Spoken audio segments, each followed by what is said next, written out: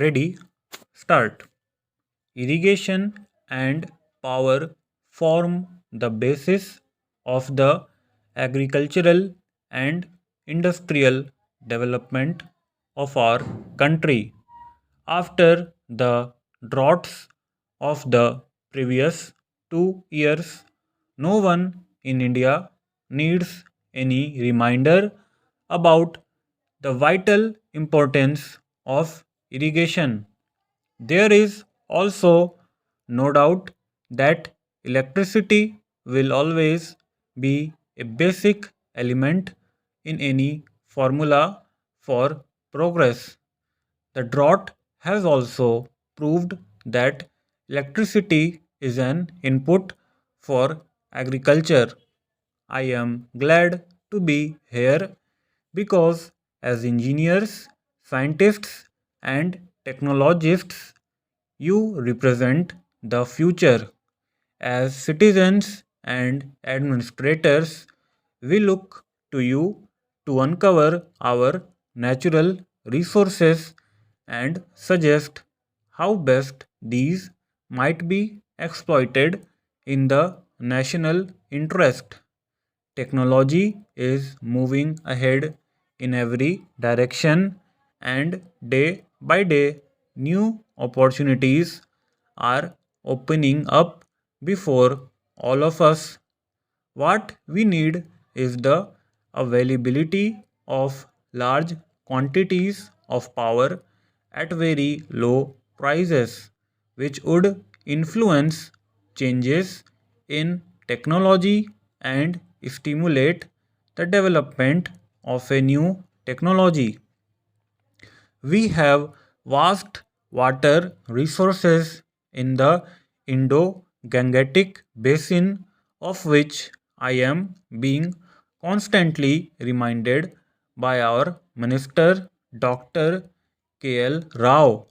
These must naturally be tapped for irrigation. When one merely thinks of all that our institutions or a broad such as yours can do, the prospects are truly exciting and open up new vistas in many areas of national life. You have already mentioned, Mr. President, the importance of electrification, and I am glad to find that some aspects of rural electrification figure on your agenda. In most of our 5 lakh villages, people are still prisoners of daylight and therefore have a short working day. At one time, we hoped that we would be able to electrify at least 1 lakh villages by 1970, which is the Gandhi century year. I still hope that we will somehow manage to reach this target and will continue to make rapid progress towards bringing electricity to the remaining villages. Today, we are able to build a good deal of the generating and transmission equipment which is required, but we have also to improve the economics of our power generation and transmission so as to supply cheap power to needy consumers and yet earn profits on the operations of our electricity undertakings. The development of regional grids will assist in optimizing the distribution system. This will be a great help to enrich all of us and yield better and quicker results. Only a fraction of the cultivated area is at present irrigated. You, Mr. President, have remarked that we can double the acreage under irrigation so that cropping can be extended. The amount of land available is fixed, but the pressure on the available land is steadily increasing. There is no alternative, therefore, to increasing the efficiency of land utilization and getting higher productivity per acre. Irrigation is one means towards this end. It is important that we utilize fully and rapidly such irrigation potential as has already been created. I think this requires much closer association than is generally found between the irrigation engineer, the agronomist, and the farm extension worker. Planning for the utilization of water must commence at the time an irrigation project is conceived.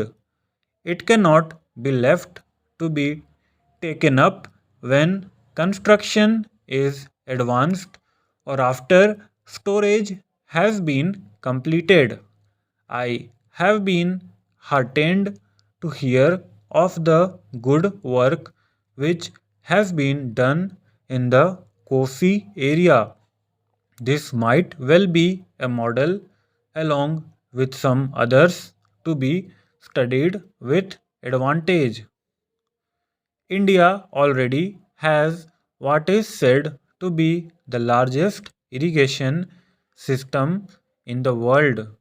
But I am told that our water management system could be greatly improved. Irrigation can be wasteful, and irrigation without drainage can cause damage. Water management and soil conservation constitutes sciences in themselves, and I am happy that you are holding a symposium on the problem of water management. Our rivers and our groundwater are national assets which are must use to the best overall advantage. I am deeply concerned that there has sometimes been a controversy over what are termed interstate river waters. I am sure that technical solutions can be found to safeguard the legitimate interests of every region or state, and that these matters are best considered in a rational and scientific manner rather than on the basis of emotion. There is one other aspect, perhaps not directly related to your conference, on which I should like to touch. The development of irrigation, especially in arid tracts, is often a starting point of an economic and social revolution. It demands more tractive power and creates new demands for roads, markets, and processing and storage facilities. The stimulus which irrigation provides to agri- agriculture also generates new and additional incomes, much of which are invested in the facilities earlier described. A part of it also goes into village improvement schemes, the renovation and modernization of individual homes, the paving of streets, the digging of wells, and so on. I believe this kind of development offers an unrivaled opportunity to promote a new village movement. Stop.